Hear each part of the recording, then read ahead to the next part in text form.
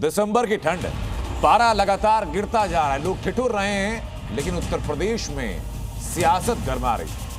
Codeine कांड जिसको लेकर लगातार विवाद हुआ, कोडीन को लेकर विधानसभा के अंदर भी हंगामा हुआ। एक तरफ उत्तर प्रदेश के मुख्यमंत्री योगी आदित्यनाथ कोडीन की फाइल खोलने में जुटे हैं, लगातार गिरफ्तारियां हो रही हैं, रिपोर्ट दर्ज की जा रही हैं, तो वहीं समाजवादी पार्टी जो खुद फंसने पर दूसरे के ऊपर इल्जाम लगाने की राजनीति खेल रही है। योगी आदित्यनाथ ने अखिलेश यादव के हर आरोप का विधानसभा से जवाब दिया और वहीं समाजवादी पार्टी की तरफ से प्रदर्शन की तस्वीरें भी सामने आई।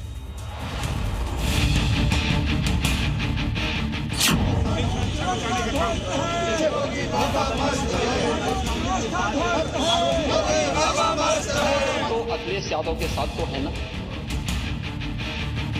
कोडीन भैया जितने लोग हैं उन सब पे बुलडोजर चलना चाहिए। कोई भी अपराधी छूटने नहीं पाएगा और चिंता मत करिए, समय आने पर बुलडोजर एक्शन भी, उसकी तैयारी भी रहेगी। जैसी उम्मीद थी वैसा ही हुआ। यूपी विधानसभा सत्र में कोडीन मामले पर घमासान शुरू हुआ। जानलेवा कोडीन कफ सिरप को लेकर समाजवादी पार्टी ने विधानसभा के अंदर और बाहर जमकर हंगामा किया, लेकिन सदन के अंदर जैसे ही सीएम योगी खड़े हुए तो विपक्ष को कोडीन मामले पर कड़वा डोज दे दिया। सीएम योगी ने आज एक बार फिर विधानसभा में साफ कर दिया कि मासूम बच्चों की जान से खिलवाड़ करने वालों को बख्शा नहीं जाएगा। गुनहगारों पर बुलडोजर एक्शन तय है, बस इशारे की देर है। हाई कोर्ट से उस पूरे मामले को एनडीपीएस के अंतर्गत इस मामले में मुकदमा चलना चाहिए। ये उत्तर प्रदेश सरकार ने इस लड़ाई को लड़ा है और उसको जीता है, और इस मामले में कोई भी अपराधी छूटने नहीं पाएगा और चिंता मत करिए, समय आने पर बुलडोजर एक्शन भी, उसकी तैयारी भी रहेगी। उस समय चिल्लाना मत करो। विधानसभा परिसर में एसपी विधायकों ने आरोपियों के खिलाफ बुलडोजर एक्शन की मांग की। ऐसे माफियाओं के खिलाफ 10-10 साल की सजा का प्रावधान कराकर एनडीपीएस में बंद किया गया है। क्या माननीय सरकार ये कहेगी या बताएगी कि ऐसे लोगों के खिलाफ एनडीपीएस के तहत, गैंगस्टर के तहत माननीय सरकार बुलडोजर में माहिर है, लेकिन बुलडोजर पता नहीं कहां चला गया, ड्राइवर सो गया या कोडीन पीकर नशे में है, चाबी पता नहीं कहां खो गई। समाजवादी पार्टी जानती है कि भाजपा ने उत्तर प्रदेश को तबाह किया है। 9 साल होने जा रहे हैं, भ्रष्टाचार चरम पर है, कानून व्यवस्था का कोई यहाँ काम नहीं है। उत्तर प्रदेश में कोविड को लेकर के अब ये हालत हो गई है कि सरकार खुद कटघरे में है, कोई जवाब नहीं दे रही है। वहीं विधानसभा में सीएम योगी ने कफ सिरप के मुद्दे को लेकर समाजवादी पार्टी पर करारा हमला बोला। सीएम योगी आदित्यनाथ ने कोडीन सिरप के आरोपियों की फोटो अखिलेश यादव के साथ दिखाई। तस्वीर में आरोपी अमित यादव और आलोक अखिलेश यादव के साथ दिखाई दे रहे हैं। सीएम योगी ने तस्वीर दिखाते हुए तंजवी का साथ। अमित यादव की फोटो अखिलेश यादव के साथ तो है ना, ये तो है ना। ये फोटोग्राफ इस बात को बताता है बैठे कि अमित यादव समाजवादी पार्टी के योजन सभा से जुड़ा हुआ है, आपका पदाधिकारी है और आप इसको डिनाई नहीं कर सकते। सुन लीजिए भाई, सच हमेशा कड़वा होता है।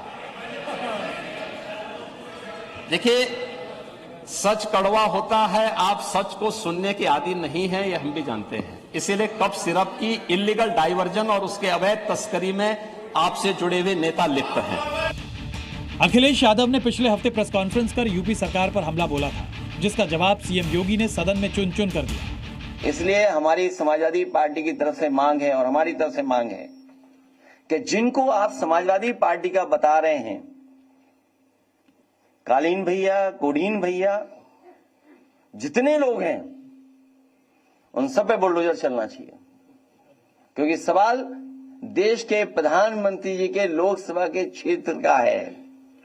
वहां से ये नेटवर्क चल रहा था, उसमें जितने लोग शामिल हैं, हजारों करोड़ का जिन्होंने खेल किया है, उन सब पे बुलडोजर चलना चाहिए। कोई ना कोई समाजवादी पार्टी से जुड़ा हुआ नेता या उनसे जुड़ा हुआ कोई ना कोई व्यक्ति उसकी चपेट में आता है, और इलीगल ट्रांजैक्शन भी जो हुआ है वो अभी आपकी लोहिया बहाने के एक पदाधिकारी के अकाउंट के माध्यम से हुआ है।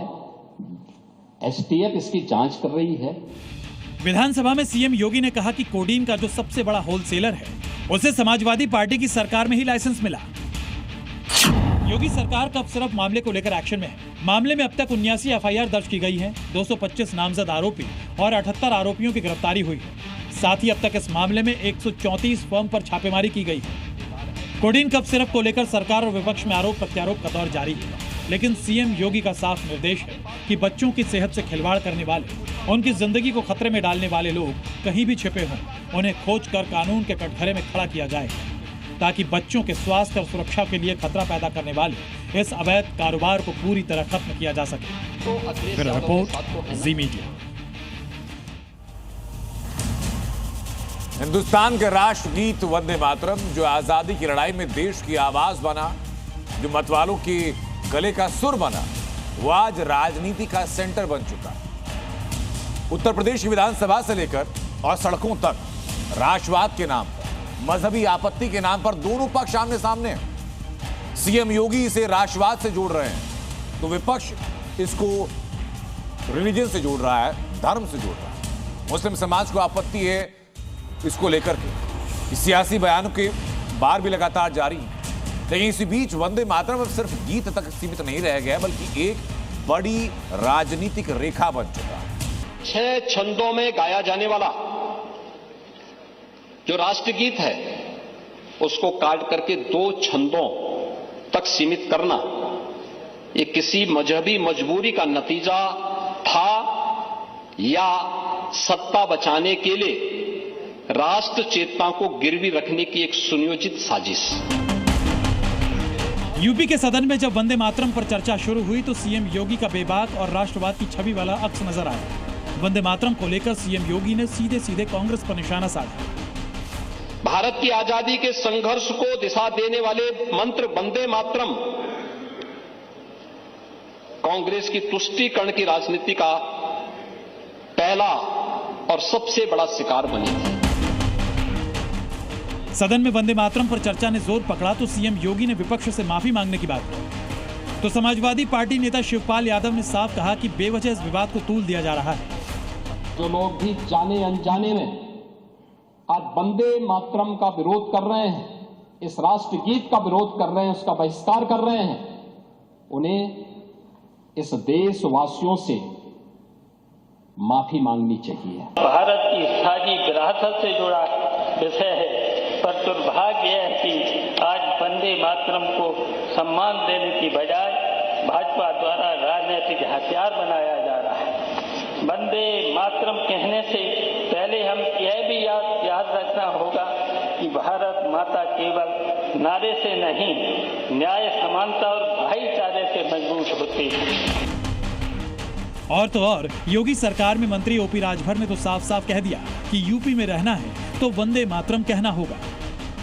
भारत में रहना है तो वंदे मातरम कहना है। 150 साल हो गए, 150 बार सपा की सरकार रही, 60 साल कांग्रेस की सरकार रही, कभी सदन में इस पे चर्चा किया है लोगों ने?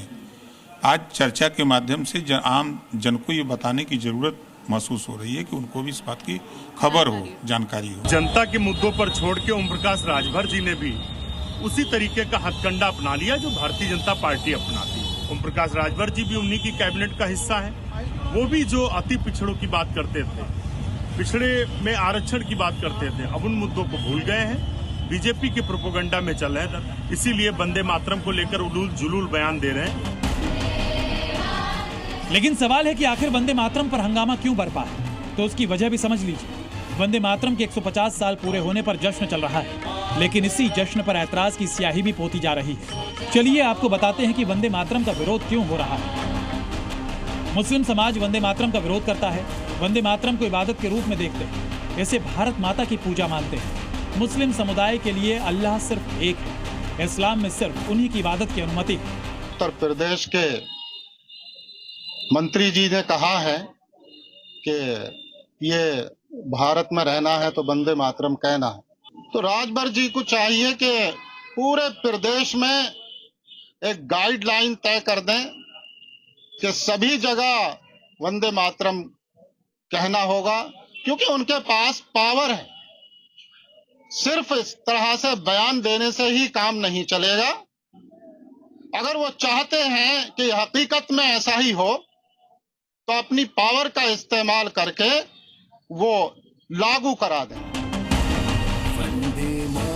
लेकिन इन सबके बीच सवाल ये कि धर्म बड़ा है या फिर राष्ट्र धर्म, और आखिर वंदे मातरम पर इस तरह की सियासत क्यों हो रही है।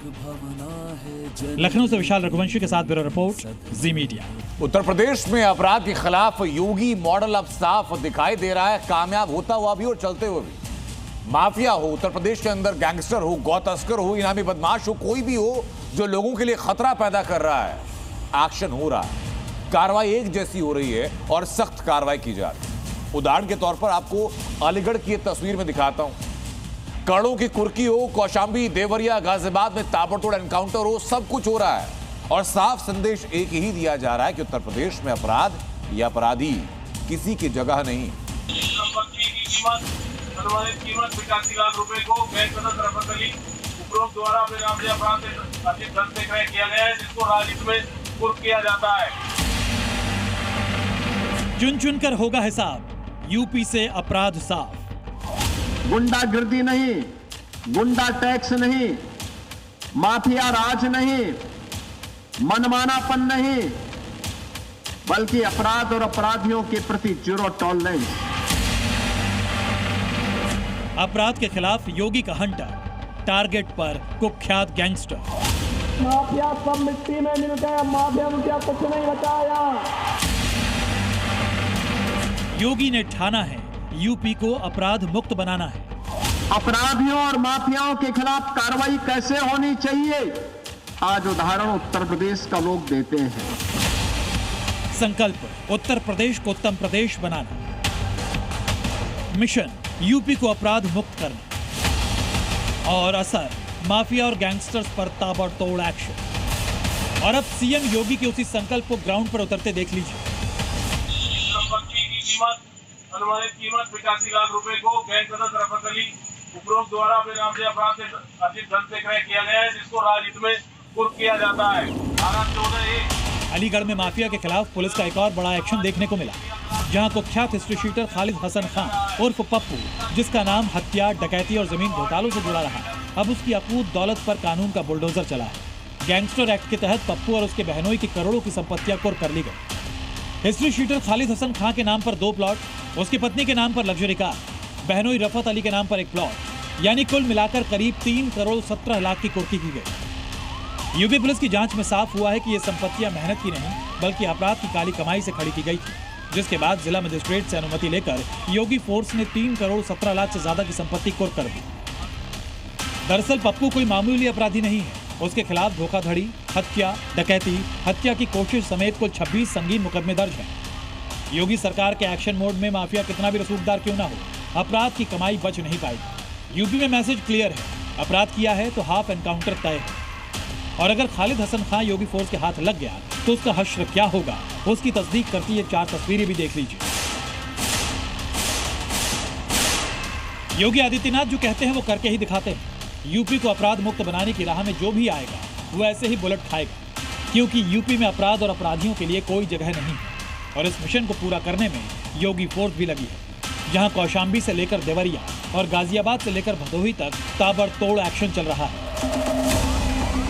कौशाम्बी में खाकी का खौफ एक बार फिर सर चढ़कर बोला, जहां योगी फोर्स और कुख्यात लुटेरा गैंग के बीच मुठभेड़ हो गई। लगातार लूट और छिनैती से दहशत फैला रहे गैंग पर पुलिस ने ऐसा शिकंजा कसा कि 4 बदमाश मौके पर ही दबोच लिए गए, जबकि भागने की कोशिश कर रहा एक शातिर बदमाश पुलिस की जवाबी कार्रवाई में लंगड़ा हो गया। घायल अभियुक्त को तत्काल आवश्यक चिकित्सीय सहायता के लिए जिला अस्पताल भिजवाया गया है। घटनास्थल को संरक्षित करते हुए फील्ड यूनिट को अवगत कराया गया है। इस संबंध में जितना भी माल बरामद हुआ इसके बारे में इनसे पूछताछ की जा रही है। पुलिस द्वारा इस पे इनको हिरासत में लेकर अग्रिम विधिक कार्रवाई की जा रही है। देवरिया में भी योगी फोर्स का हंटर गौ तस्करों पर चला। गो तस्करी के खिलाफ सख्त कार्रवाई कर रही देवरिया पुलिस को सूचना मिली कि सलेमपुर से गोवंश को तस्करी कर ले जाया जा रहा है।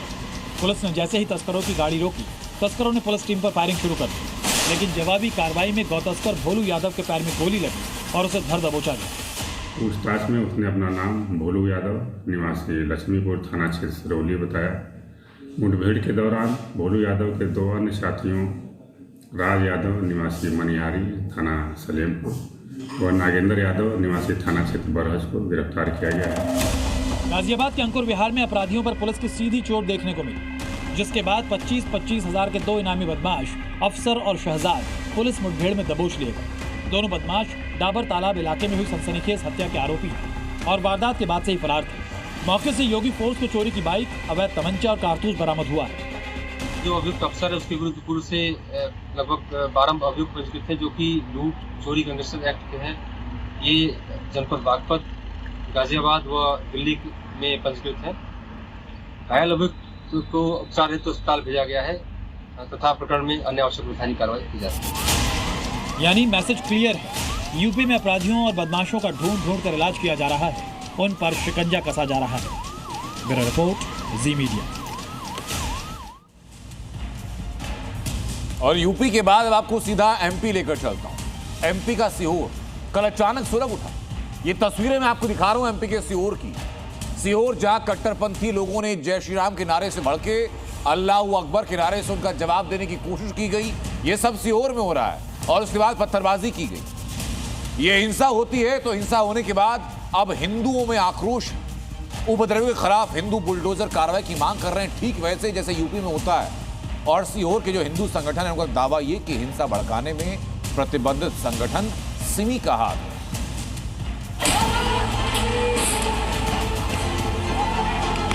पत्थर देखिए आप गलियों में बटोरे जा रहे हैं और इतनी बड़ी तादाद में ये पत्थरों का जखीरा। मुस्लिम पक्ष से पत्थर आए, इधर चले और पूरा आष्टा का पूरा सांप्रदायिक माहौल खराब हो चुका साहब। मध्य प्रदेश का सीहोर जिला मामूली पार्किंग विवाद में देर रात सुलग उठा। ताबड़तोड़ पत्थरबाजी हुई, गाड़ियों में तोड़फोड़ की गई, एटीएम को भी तोड़ दिया गया। सीहोर के आष्टा इलाके में करणी सेना और मुस्लिम समुदाय के बीच शुरू हुए विवाद ने देखते ही देखते बड़े बवाल का रूप ले लिया। करणी सेना के जय श्री राम के नारे से भड़के भाईजान के गैंग ने अपना असली रंग दिखा दिया। झगड़े की शुरुआत पत्थरबाजी से हुई, जिसका जवाब दूसरे पक्ष ने भी पत्थरबाजी से दिया। फिर खड़ी गाड़ियों को निशाना बनाया गया और पूरे इलाके को मजहबी आग में झोंक दिया गया। फिर पत्थर जलाया रही, फिर पत्थर जलाया वापस से। सीहोर पुलिस जब तक हालात को काबू करती तब तक दंगाई अपना मिशन में कामयाब हो चुके थे। हिंसा कितने बड़े पैमाने पर हुई इसकी गवाही सड़क पर पड़े पत्थरों का ढेर दे रहा है। सवाल ये है कि जब बात मामूली पार्किंग को लेकर थी तो भाईजान ने वहां पत्थरों का अंबार क्यों लगा दिया? तस्वीरें देखने के बाद ये अंदाजा लगाया जा सकता है कि ये बवाल कहीं सोची समझी साजिश का हिस्सा तो नहीं थी। सीहोर के आष्टा में जहां सांप्रदायिक हिंसा भड़की, वहां पर पत्थर इस कदर चले हैं कि अब ये पत्थर देखिए आप गलियों में बटोरे जा रहे हैं और इतनी बड़ी तादाद में ये पत्थरों का जखीरा, इतने बड़े बड़े पत्थर मारे गए। यदि किसी के सर पर लगा होता तो सर फट गया होता। ये देख लीजिए गली में, चौक चौबारे में इस वक्त आपको पत्थर ही पत्थर नजर आएंगे। रजत, ये तस्वीर आप दिखाइए। इस वक्त ये जो यहाँ के जो नगर पालिका के या जो निगम कर्मी हैं पंचायत के, वो पत्थर इकट्ठा करते नजर आ रहे हैं। सीहोर के आष्टा में हालात इतने बिगड़े कि गुस्साई भीड़ ने एटीएम को भी नहीं छोड़ा। एटीएम में तोड़फोड़ किस तरीके से की गई है रजत, तो भी ये तस्वीर दिखा रहे हैं। रजत आराम से दिखाइए।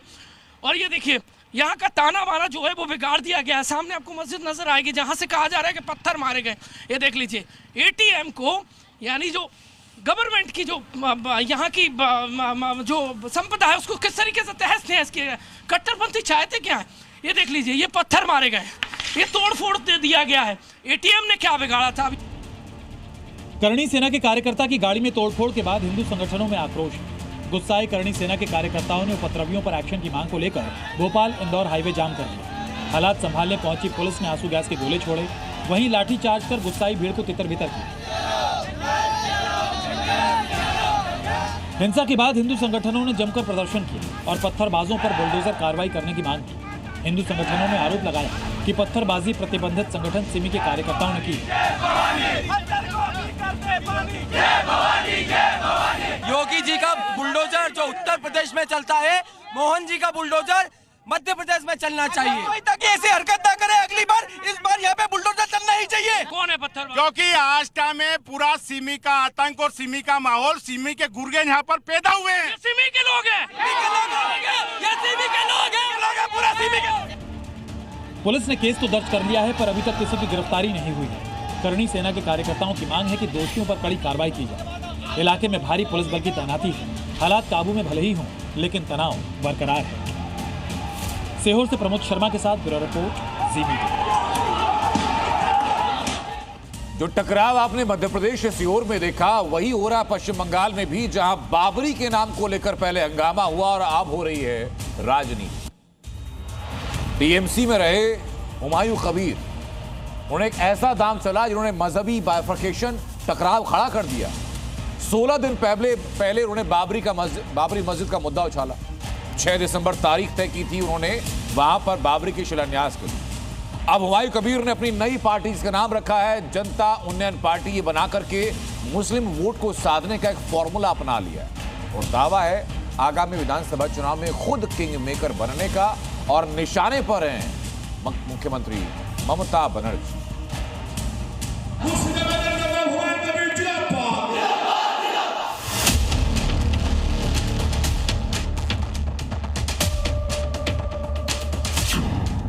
बाबरी का पॉलिटिकल प्लान, हुमायूं की पार्टी का ऐलान। मुस्लिम वोटों का दांव, बदलेगा बंगाल का चुनाव। हुमायूं कबीर का किंग मेकर प्लान। 16 दिनों में हुमायूं कबीर ने बंगाल में अपनी पार्टी की सियासी एंट्री की पूरी पटकथा तैयार कर दी और फिर जिस पार्टी से निकाले गए उसी पार्टी को चुनौती देने के लिए अपनी सियासी पार्टी का ऐलान भी कर दिया। नाम रखा JUP, यानी जनता उन्नयन पार्टी, और अपनी नई पार्टी के लिए चुनाव चिन्ह भी तय करने की तैयारी में है। हुमायूं की पहली पसंद है टेबल और दूसरी पसंद है ट्विन रोजेस। हुमायूं कबीर की पार्टी का भी नाम ही फाइनल हुआ है और अभी से ही हुमायूं ने 7 उम्मीदवारों के नाम पर मोहर भी लगा दी है और ममता बनर्जी को खुली चुनौती दे डाली है कि दीदी की पार्टी यानी TMC इस बार 100 सीटों के अंदर ही सिमट जाएगी। ममता बनर्जी अगले दिन सत्ता में नहीं आएगी। मैं जोर से बोल रहा हूँ, जो 100 को पार नहीं कर पाएगी। बड़ी बात बोल रहे हैं। हाँ, मैं बोल रहा हूँ, अब देख लेंगे। 6 दिसंबर को तारीख वही थी, लेकिन जगह बदल गई थी। इस बार बाबरी का मुद्दा उत्तर प्रदेश में नहीं, पश्चिम बंगाल में बना था और इस सियासी विसात की पहली चाल चली थी हुमायूं कबीर ने। लेकिन 16 दिन पहले बाबरी मस्जिद की नींव रखने का दावा करने वाले हुमायूं कबीर का असली मकसद सामने आ गया। मकसद धर्म नहीं, सत्ता है। लक्ष्य इबादत नहीं, वोट बैंक है। हुमायूं ने भले ही अपनी पार्टी लॉन्च कर दी है और हिंदू मुसलमान सबके लिए काम करने का दावा कर रहे हैं, लेकिन एजेंडा सिर्फ एक है। जी न्यूज से बातचीत में हुमायूं कबीर ने कहा कि मेरा बाबर से कोई लेना देना नहीं, लेकिन बाबरी बनाकर बाबर से अच्छा काम किया था, इसलिए मैं बाबरी का निर्माण करवाऊंगा। देखिए, बाबर साथ मेरा कोई लेना देना है ही नहीं। वो बाबर भारत का सम्राट, वो आग्रासी था, वो कोई गंदा काम किया, उनको साथ में ही कोई लेना देना है ही नहीं। लेकिन बाबर एक पवित्र मस्जिद बना के गया, वो मुसलमान को नमाज अदा करने का, इबादत करने का जाएगा। ये मस्जिद तोड़ा गया 1992 6 दिसंबर। हुमायूं कबीर हर मंच से बाबरी बनाने की कस्में खा रहे हैं, लेकिन इसके लिए अपनी शर्तें वो पहले ही बता चुके हैं। हुमायूं कबीर साफ कर चुके हैं कि मुसलमान मुझे वोट देंगे तभी बाबरी बनेगी। बीजेपी TMC कभी बाबरी नहीं बनने देगी। हमें कम से कम 90 सीट जीतनी होगी। सत्ता पर नियंत्रण के लिए 90 विधायक जरूरी। हमारी पार्टी जीतेगी तभी बाबरी मस्जिद बनेगी। हमें वोट नहीं दिया तो बाबरी का दान बेकार चला जाएगा। हुमायूं कबीर की सियासी सोच में बाबरी सिर्फ मुद्दा है मुस्लिम वोटर्स को रिझाने का, अपनी नई नवेली पार्टी के लिए वोट बटोरने का। यही वजह है कि हुमायूं कबीर ने अपनी सियासी स्क्रिप्ट का दूसरा चैप्टर आज नई पार्टी के ऐलान के दौरान पढ़ा। यानी मुसलमानों के उत्थान के लिए हुमायूं कबीर ने पहले बाबरी विवाद को सुलझाया और अब सियासी पार्टी बनाकर उसका फायदा उठाएंगे। ब्यूरो रिपोर्ट, जी मीडिया। उधर बांग्लादेश की बात करें तो बांग्लादेश में यूनुस के कट्टरपंथियों को पाकिस्तान से जिहाद का सुपर डोज मिल रहा है।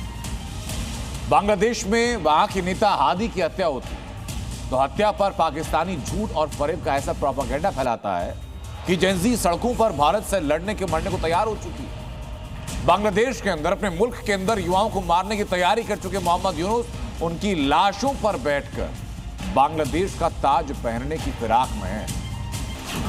सड़क पर मुनीर के जिहादी, भारत विरोधी नारेबाजी। বিপ্লবী নেতা কাকে বলে আমরা হাতিকে দেখে শিখেছি। गरीबी और गुर्बत की मार से परेशान पाकिस्तान के नए नवेले फील्ड मार्शल की सोहबत बांग्लादेश के केयरटेकर यूनुस को खूब भा रही है और यही वजह है कि बांग्लादेश की सड़कों पर जिहादियों की फौज इकट्ठा हो चुकी है और नारे हिंदुस्तान के खिलाफ लग रहे हैं। हत्या, हिंसा, हिंदू विरोधी एजेंडा, कट्टरपंथ और जिहाद जैसे शब्द बांग्लादेश की नई पहचान बन चुके हैं। यानी सीधे सीधे मुनीर की उंगली पकड़कर पाकिस्तान के नक्शे कदम पर निकल चुका है यूनुस लैंड। और बांग्लादेश का क्या हश्र होगा ये भी बताने की जरूरत नहीं है।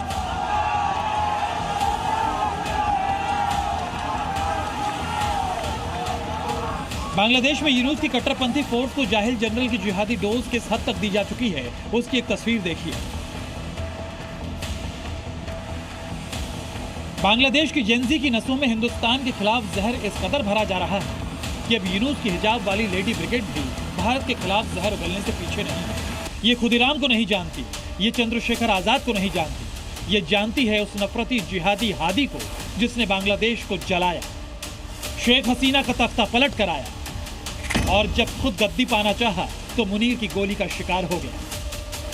यानी हादी के नाम पर मुनीर और यूनुस बांग्लादेश को आतंकिस्तान का अड्डा बनाने की पूरी प्लानिंग कर चुके हैं और बांग्लादेश का बीड़ा उठाने की कसम खाने वाले मोहम्मद यूनुस तक ने बांग्लादेश में हादी के नापाक मंसूबों को आगे बढ़ाने का ऐलान कर दिया है। बांग्लादेश में पिछले चंद दिनों में जो कुछ हुआ उसने हिंदुओं के साथ साथ बांग्ला संस्कृति और अस्मिता को भी गहरा आघात पहुंचा है। आजाद बांग्लादेश के जननायकों की निशानियों को तबाह किया गया, बांग्ला संस्कृति से जुड़े प्रतिष्ठानों को खाक कर दिया गया, मीडिया की आजादी पर भी जिहादी हमला हुआ और भारत के उच्चायोग को तो कई बार टारगेट करने की कोशिश हुई। यही वजह है कि बांग्लादेश का हिंदू लगातार हो रहे अत्याचार के खिलाफ अपनी आवाज बुलंद करने लगा है। मेमनसिंह इलाके में हिंदू संगठनों ने प्रेस क्लब के आगे विरोध प्रदर्शन किया। हिंदू संगठनों की मांग है कि दीपू चंद्र दास के साथ हुई घिनौनी वारदात के खिलाफ सख्त एक्शन हो और हिंदुओं को जिहाद के जहर से बचाया जाए। बांग्लादेश की सड़कों पर जो कट्टरपंथी ब्रिगेड तांडव मचा रही है उस भीड़ में पाकिस्तान समर्थित आतंकी संगठनों के दहशतगर्द भी मौजूद हैं। दरअसल कि पाकिस्तान का चीफ ऑफ डिफेंस यानी आसिम मुनीर यही वो असली मास्टरमाइंड है जिसने हाफिज सईद और मसूद अजहर के साथ मिलकर बांग्लादेश में आतंकी संगठनों का जाल बिछाया है। और जानते हैं मुनीर की आतंक वाली साजिश में हाफिज मसूद के साथ साथ पाकिस्तान की खुफिया एजेंसी ISI ने भी अहम किरदार निभाया है। आपको बता दें कि मुनीर के इशारे पर ISI ने अंसार अल इस्लाम, लश्कर तैयबा, इस्लामी छात्र संघ, जमातुल अंसार फिल हिंदल, जमातुल मुजाहिदीन, नियो जमात मुजाहिदीन बांग्लादेश और हिजबुत तहरीर के आतंकियों को एक्टिव किया है। लेकिन अब मुनीर और यूनुस की जोड़ी का खतरनाक प्लान एक्सपोज हो चुका है। जरूरत है तो सिर्फ बांग्लादेश के युवाओं को सच का आईना दिखाने की, बांग्लादेश में मचे जिहादी घमासान को रोकने की, क्योंकि अगर जल्द ऐसा नहीं हुआ तो भारत अपना एक अच्छा पड़ोसी दोस्त खो बैठेगा। ब्यूरो रिपोर्ट, जी मीडिया।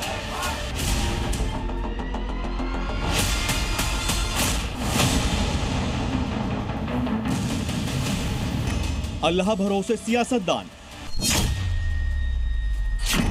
अल्लाह भरोसे हुक्मरान। ऑपरेशन सिंदूर में बर्बाद हुए पाकिस्तान को 8 महीने होने को हैं, लेकिन आज भी पाकिस्तान को भूत, फरिश्ते और अल्लाह ही याद आ रहे हैं। पाकिस्तानी भगौड़ी फौज के कायर बॉस यानी मुल्ला मुनीर की जुबान से ऑपरेशन सिंदूर में हुई पिटाई का दर्द छलका, लेकिन वर्दी वाले इस जाहिल ने अपनी झूठी जीत का क्रेडिट अल्लाह को दे दिया। दुनिया जानती है कि पाकिस्तानी फौज कायर और भगौड़ी है, लेकिन अब खुद जनरल फील्ड मार्शल CDF ने इस पर मोहर लगा दी है। मुनीर तौर तरीकों की बात कर रहा है, अल्लाह की पनाह मांग रहा है और इसकी वजह है ये 3 तस्वीरें। मुनीर खुद अपने ही घर में गिरा हुआ है। हिंदुस्तान से मार खाने के बाद भी उसकी अकल ठिकाने नहीं आई और मुनीर ने अफगानिस्तान, बलूचिस्तान और इमरान खान के रुतबे से सीधा पंगा ले लिया। और अब हर मोर्चे पर मुनीर की सिर्फ पिटाई ही हो रही है। इतना ही नहीं, TTP भी मुनीर को सांस लेने का मौका नहीं दे रही है। TTP ने एक बार फिर से सुरक्षा बलों पर बड़ा अटैक किया है। TTP के हमले में पाकिस्तान के 4 जवान मारे गए हैं। यह हमला पाकिस्तान के अशान खैबर पख्तूनख्वा प्रांत में हुआ। TTP ने उत्तरी वजीरिस्तान जिले के बोया इलाके में स्थित पाकिस्तानी सुरक्षा बलों के एक कैंप को निशाना बनाया। पाकिस्तान के पूर्व प्रधानमंत्री इमरान खान और उनकी पत्नी बुशरा बीबी को तोशाखाना 2 भ्रष्टाचार मामले में 17 साल की सजा सुनाई गई है। इसी के बाद इमरान ने जेल से बड़ा संदेश भेजा है। उन्होंने अपने समर्थकों से देश भर में विरोध प्रदर्शन करने के लिए कहा है। इमरान के समर्थक पहले से ही गुस्से में हैं। अब उनके संदेश के बाद पूरे पाकिस्तान में बड़े स्तर पर धरना प्रदर्शन की तैयारी है, जिससे मुनीर की नींद उड़ गई है। अब मुल्ला मुनीर इन सारी मुसीबतों को सूझबूझ से नहीं, अल्लाह के भरोसे से हल करना चाहता है। पाकिस्तान की आवाम को झांसा दे रहा है कि अल्लाह उसके साथ है, लेकिन हकीकत क्या है पाकिस्तान की जनता जानती है। मुल्ला मुनीर का खेल अब बहुत दिनों तक नहीं चलने वाला। ब्यूरो रिपोर्ट, जी मीडिया। ईरान के खिलाफ फाइनल तैयारी, ट्रंप की हाँ, जंग होगा हाहाकारी। ईरान पर इजराइल की टेंशन हाई, कब कौन किस पर करेगा चढ़ाई। ईरान और इजराइल के बीच जंग के लिए अब सिर्फ एक हाँ का इंतजार है, और वो हाँ है अमेरिकी राष्ट्रपति डोनाल्ड ट्रंप की, क्योंकि ईरान से आई ये खुफिया रिपोर्ट ने इजराइल को सख्ते में डाल दिया है। और कयास लगाए जा रहे हैं कि ट्रंप के साथ होने वाली नेतन्याहू की मुलाकात में ईरान का मुद्दा कोई नया मोड़ ले सकता है। दरअसल ईरान को लेकर कई रिपोर्ट्स में कहा गया कि वो दनादन एडवांस बैलिस्टिक मिसाइलों का निर्माण कर रहा है। खुफिया सूत्र बताते हैं कि अब युद्ध होता है तो ईरान एक साथ 2000 बैलिस्टिक मिसाइलों से इजराइल पर हमला कर सकता है। दावा है कि नेतन्याहू ट्रंप के साथ होने वाली मुलाकात के दौरान ईरान की बैलिस्टिक मिसाइलों के तेजी से निर्माण को लेकर बातचीत कर सकते हैं। इस दौरान नेतन्याहू डोनाल्ड ट्रंप के साथ इजराइल के डर को शेयर करेंगे।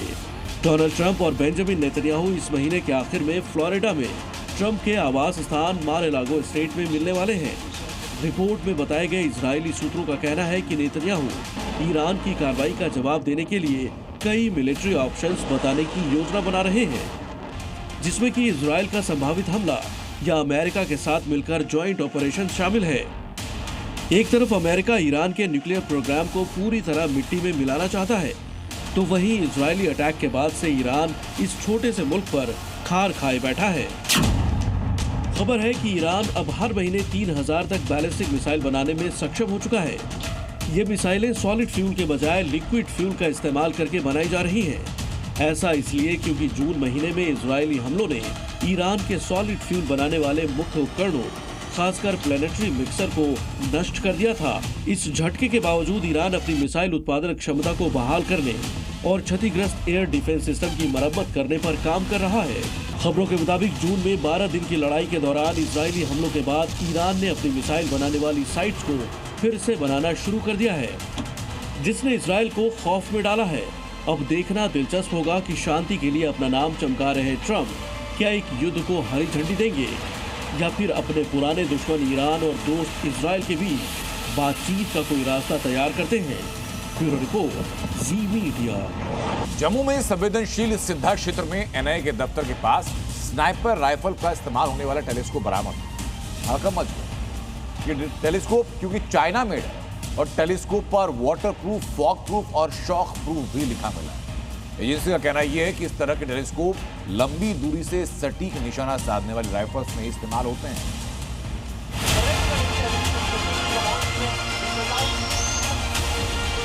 जम्मू में सुरक्षा एजेंसियों ने हाई अलर्ट के बीच बड़ी कार्रवाई करते हुए चीन निर्मित टेलीस्कोप जब्त किया है। ये कार्रवाई 21 दिसंबर को की गई। बरामद टेलीस्कोप हथियारों में इस्तेमाल होने वाला बताया गया है, जिससे इसकी गंभीरता बढ़ जाती है। सुरक्षा एजेंसियों के मुताबिक इस टेलीस्कोप की बरामदगी सीमा पार से संभावित घुसपैठ के इनपुट के बाद की गई। ये टेलीस्कोप उस खाली जमीन से मिला है जहां एनआईए का दफ्तर और जम्मू कश्मीर पुलिस का मुख्यालय स्थित है। आतंकियों द्वारा इस्तेमाल किए जाने वाले इस तरह के टेलीस्कोप का 4 महत्वपूर्ण सुरक्षा प्रतिष्ठानों के पास से मिलना सुरक्षा एजेंसियों के लिए गंभीर चिंता का विषय है। जम्मू में चीनी टेलीस्कोप मिलने के बाद सुरक्षा बल अलर्ट पर हैं। जम्मू पुलिस ने आतंकी खतरे से निपटने के लिए ग्राउंड पर कमांडो टीम उतार दी है। बड़े पैमाने पर आपको बता दें कि तलाशी अभियान जो है वो चलाया जा रहा है इंटरनेशनल बॉर्डर के नजदीक। दरअसल इस तरह के इनपुट्स हैं कि फॉग के चलते आतंकी बड़ी घुसपैठ की साजिशें जो है वो कर सकते हैं और लगातार आपको बता दें कि इस तरह के इनपुट्स भी हैं। करीबन 16 लॉन्च पैड जो हैं पाकिस्तान की तरफ यहां पर इस समय पूरी तरह से एक्टिव है, जिसमें बात करें तो सियालकोट, जफराबाद और इसके अलावा जो अलग अलग इलाके हैं उनमें इस तरह के इनपुट्स हैं सुरक्षा बलों को कि आतंकी लगातार घुसपैठ की साजिशें जो हैं वो यहां पर कर सकते हैं। इसी और राजनीति में आज के लिए सिर्फ इतना, एक ब्रेक का वक्त है। आप बने रहिए जी न्यूज के साथ। नमस्कार।